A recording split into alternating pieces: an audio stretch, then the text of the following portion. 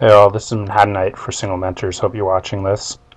Saw this hand. I was reviewing a hand history, and I thought it was sort of an interesting spot, and so I thought I would just talk about it and post it up on YouTube. I'm going to try to be doing this more often with the single hands that my players play.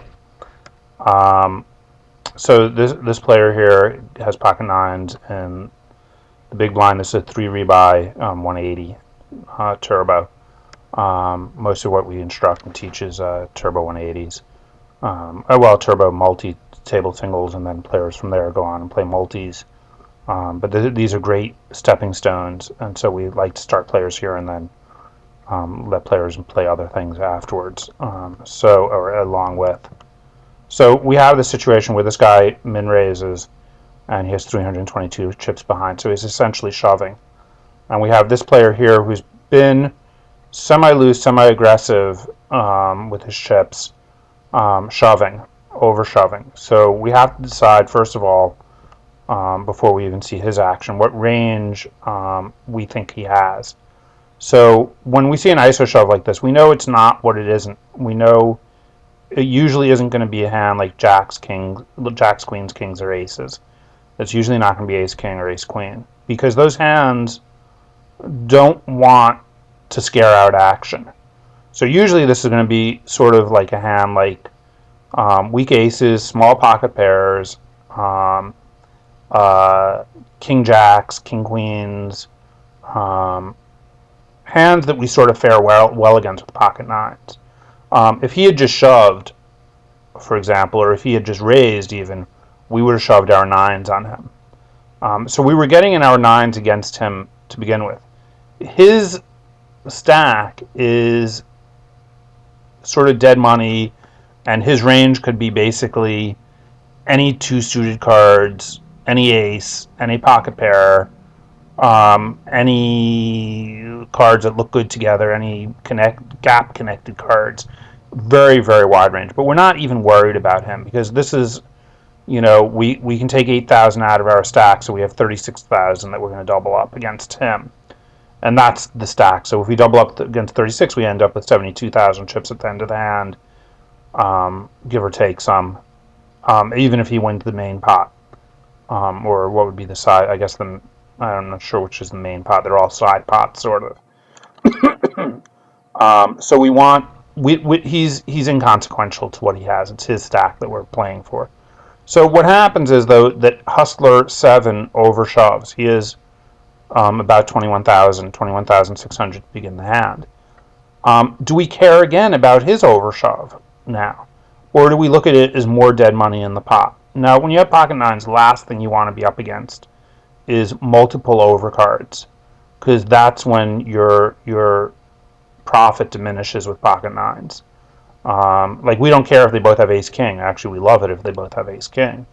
But what we don't want to see is sort of him having, just him having ace king and him having ace queen, let's say, or him having ace queen and him having ace king. Now, I don't think that he has ace king here. I think that he could have ace king. I mean, I think that ace king here is a really big possibility for his hand.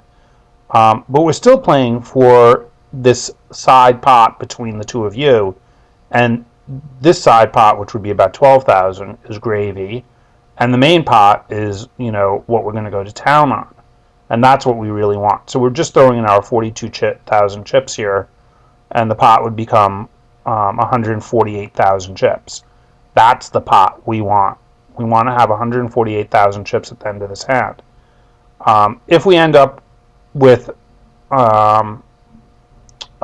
less chips, but we only win the side pot, we're still sort of at about 47,000 chips at the end of the hand.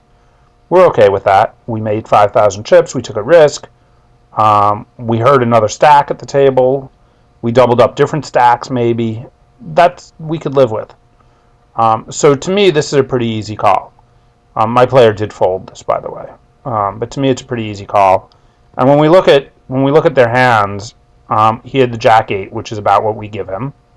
He has the ace 10, which is, I think, the very bottom or the very top of his overshove range. In other words, I can see him overshoving ace jack here and ace 10, But a hand like ace queen or ace king, I think he just raises or even flats or plays it differently to try to get us in the pot, because he already knows that he's outplayed this guy. He doesn't have to outplay this guy. This guy with the king queen suited, hustler 7, is clearly someone who thinks of himself as a gambler. You can read a lot into names of players. Uh, so if you see a player with the name Hustler 7, you can sort of figure they're a gambler. This is a gambling hand. It's not a bad overcall here. Again, because if we put him on a range of hands, like I had suggested, small pocket pairs, weak aces, and king jack, king queen, maybe queen jack type hands, we're not so bad against his range. And again, he's playing for the side pot and then the main pot. So